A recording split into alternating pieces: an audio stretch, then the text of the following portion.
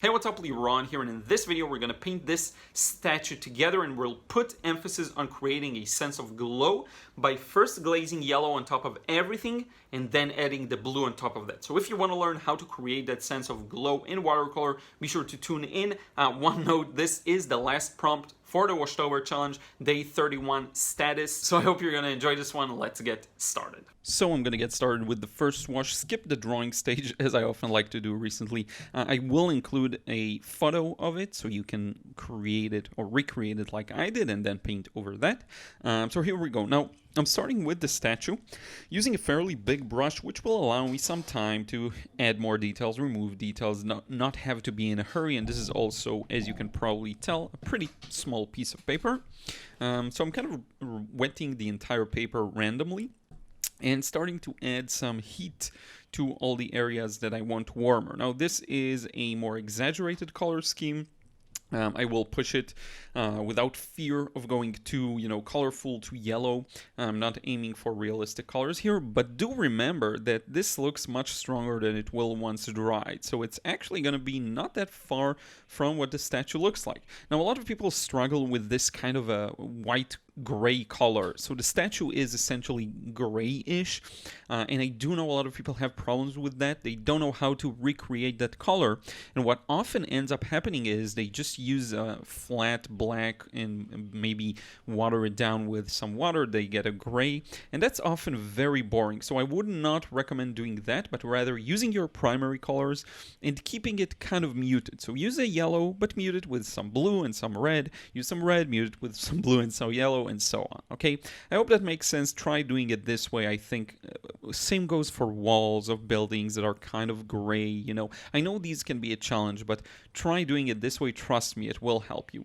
Now, off to the second wash. Everything is dry, obviously, because you see there's no movement. Wherever I put the paint, that's the only place it stays, does not flow, does not blend, and that's exactly how I want it. Now, the beautiful part is sorry about that, is now I'm using blue on top of a very thin yellow layer.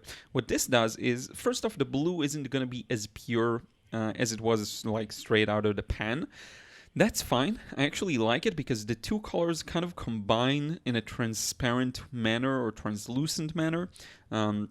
And that can really help the impression of a harmony of colors. So when you glaze thin glazes one on top of another, and I actually did a recent tutorial for my How to Simplify course upcoming. I will show it. I believe I showed it to you in the recent live.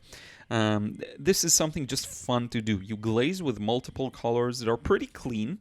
And you get a very interesting combination because of the transparent and translucent nature of watercolor. And it also simplifies the process in a way, because right now I don't have to think about what colors I'm using. All I have to think about is blue, I'm using blue, and where I want to put it. So you minimize the things you have to worry about to fewer things. And that's a really important thing when you're getting started, which is why I recommend working monochromatically, working a lot of black and white, or just one color. Eliminate the distractions and focus on the things that matter, like shape and value, and later on you can add the element of color. Now notice how the left section I made sure to keep pretty wet so that I can work on my right section very slowly and carefully and not fear that the left side is gonna dry. Okay, so here I go, continuing this wash, and now notice how the statue now pops out, which is really nice. Once we add the shadows onto it, we will really get that three-dimensional effect. Now, this is a fairly small painting. I don't have much room for subtle edges and getting some areas to be more blended, less blended. So I'm kind of going on a simple look. Just filling in the areas. Another way of minimizing the things you have to worry about. You're just working on the shapes. You don't care about the edges, okay? So that's really important. Now, the color isn't as flat and nice as I'd want it to be, the blue. I kind of mix it, not the best. Also, I think the underpainting of the yellow and red helps in making it a little uneven, but I'm fine with that. Now, a couple of important things. Right now, what we did was add a background. Now, the background is kind of a mid-light to mid-value, because if you look at the shadows on the statue, they have to be darker than the background. So that's something important to have in mind. What do I mean by that? You can't go too dark with the background right now, because then you'll run out of color or of value for the shadows on the statue. If we go too dark now, we'll have to go really dark, almost black with the shadows, and you want to make sure to keep that value range open. Okay, and by the way, by putting an initial wash of yellow and not keeping the paper white, I am already minimizing that value scale. So you want to make sure to leave some room. Now, another important factor is pay attention to what you're doing and be focused. Look at the shapes I'm painting now. It's the sky showing through the open spaces of the statue, and it's very easy to forget these sections or just not pay attention. So take your time, work slowly, especially when you're painting between areas. Like there's actually one area I forgot and I add later on, I believe, between the hand and the pole arm or whatever that is. But just take a break if you need to. Look at your painting. What really helps me is, very often for these tutorials, I'll use a hairdryer to dry the paint quicker so that I can finish the tutorial quicker. But when I'm working on larger pieces, pieces I put more time into, a thing that really helps me is to let it dry naturally, because that's a natural break for me as a painter. And then I can go on with my day, do something for maybe an hour, or 30 minutes even. When I come back, I will see a lot of things that I missed. I will see a lot of things in a different light, okay? So this is really an important thing for you. Take breaks if you can afford it, okay? If you can't, it's not the end of the world. Now, everything is dry once again, and off we go to the basically last wash. There is going to be some details later on, but the important thing is, look at the edge, the blade of the pole arm. You'll see that it is darker than the background. So we need to get it darker than the background. And this contrast is what's leading this painting, what's keeping it beautiful. Now, one thing at this stage, it's a rather complex stage. There's a lot to paint, a lot of subtle shapes. Keep it simple when you just get started. Work on the shapes you easily recognize and can tell what they are, okay? Don't get too caught up in too small details. Look at the large major shapes. Like there is a large major shape on the arm, so I'm gonna paint that in. Now I do leave some highlights within it that I see. You can skip those. Those aren't as important as the bigger shapes, okay? We have one long shadow along the pole arm. Get that in. Now look at the bigger shapes and don't be afraid to take your time in between shapes. So right now I finished the shape. I can move on and connect it to this clothes, to the folds and creases on the clothes, and like I did, or I can take a break, let it breathe, and maybe move on to a different section, okay? Now, with the shadows I'm adding right now, I'm not following what I see to the T, but rather I'm looking for a pattern, and the pattern is this flowy clothes movement from top left to bottom right. And look at how I got these curves. They work really nicely and they give off the feeling of maybe a statue of fabric. So this is one of those things you will learn how to do with experience. I'm not perfect at it at all, but you see I'm following the natural curve of the fabric. And I get the impression I want, not by putting in every small shape. We don't have that privilege. Why? First off, because it's small. It's a rather small piece, so I don't have enough room for all of that. Plus, I'm filming, and that is a bit of a distraction sometimes. So honestly, if I would really paint this the pace I paint normally, the video will be super long, and sometimes I wish to avoid that, to be honest with you.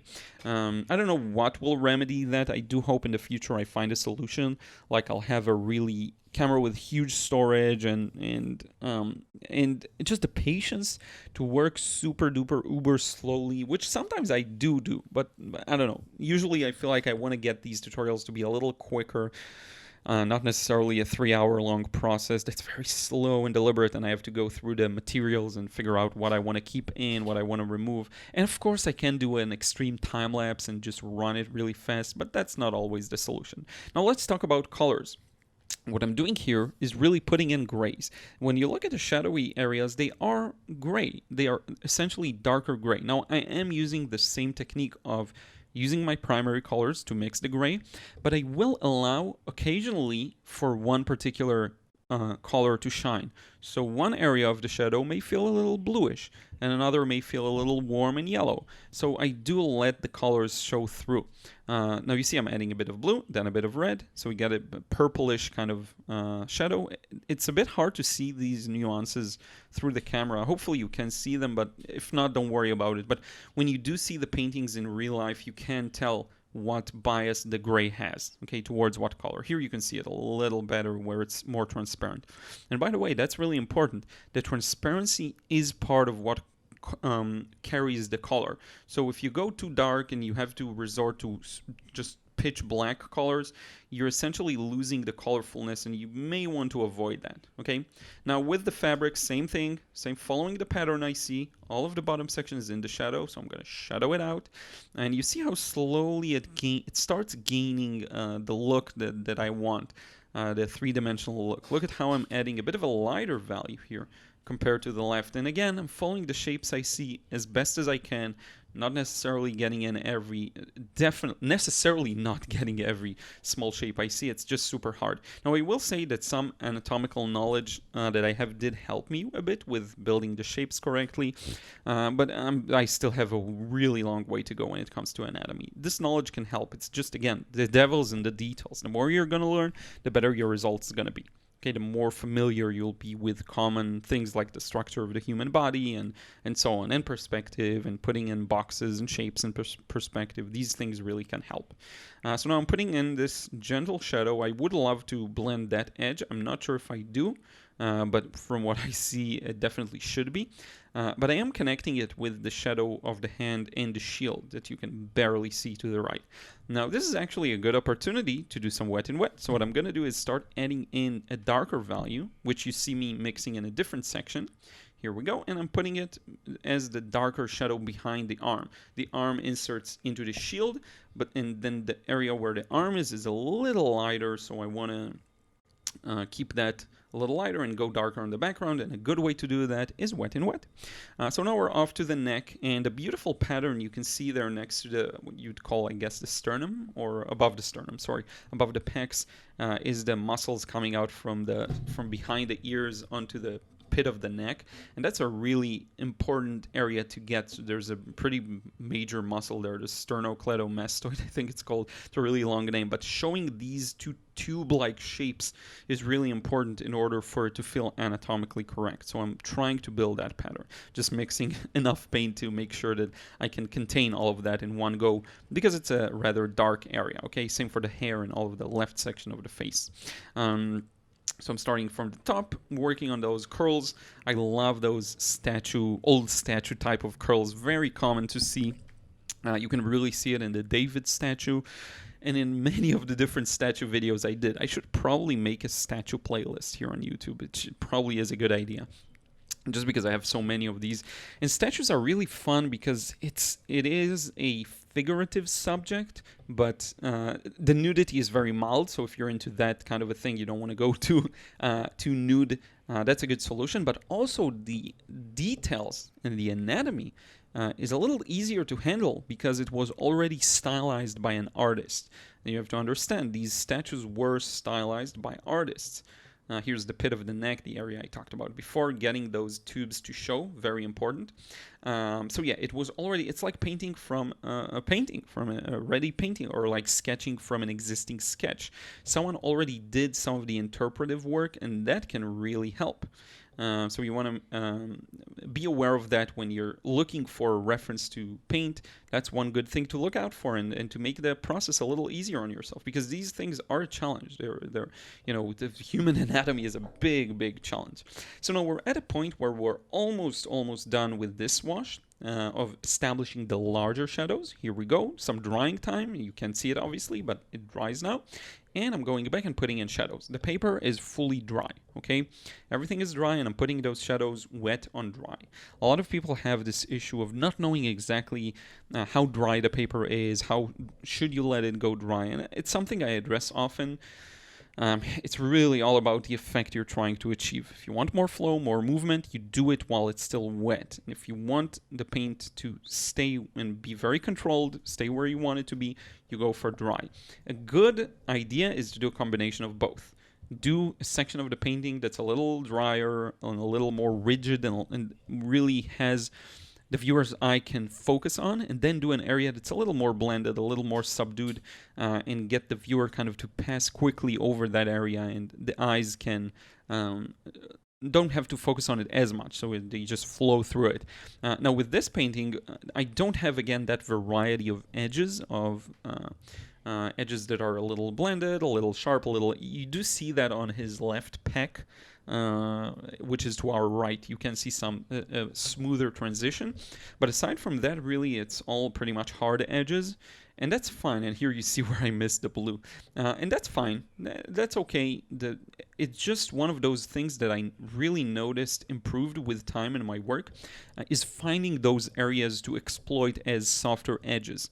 It's something I did not pay any attention to in the past, and I would just paint like you see me now, just putting in the different spots. It's a very common beginner mistake I see, not letting things flow properly where it is helpful to. So you have this opportunity to get a really beautiful flow and a really beautiful shape, and it's not used, it's not taken advantage of, and it's a shame. So it's one of those things to have in mind.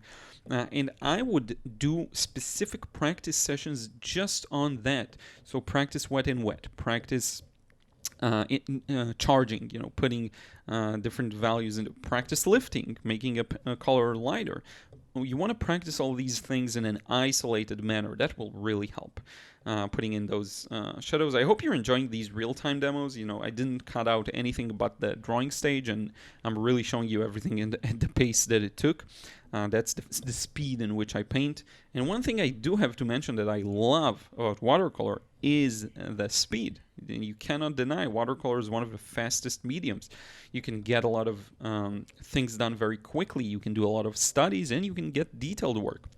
I think one of my goals for the near future is to improve my more detailed work. It's one of those things I did not focus on so far as much as I want to. Here I am completing the sky there. It's something I've not focused on as much as I'd want to get that really polished, perfect watercolor look. And I will take more time to focus on that in the near future. For now, I'm really still building my skills, also in drawing and sketching, so that's a bit of a good distraction. So here I am writing it down, my name, signature, day 31, status, that was the prompt again, October 2020 challenge. I hope you enjoyed this one. That wraps up the challenge really nicely. Here's the result without the tape, and in a moment I'm going to transition into a photo that will show you the colors better, that will show you the sharp lines a little better. Here it is, end results. I hope you enjoyed this one. Let's wrap it up. So once again, I really want to thank you for tuning in, for watching this video. I really do appreciate it. Let me know, as always, in a comment down below if anything is unclear, or if there are any other topics you want me to cover in a future video. I'd be happy to address whatever you tell me. And leave a like on the video and subscribe if you still aren't. These things help me reach more people. Thank you so much. I will see you again in the next vid real soon.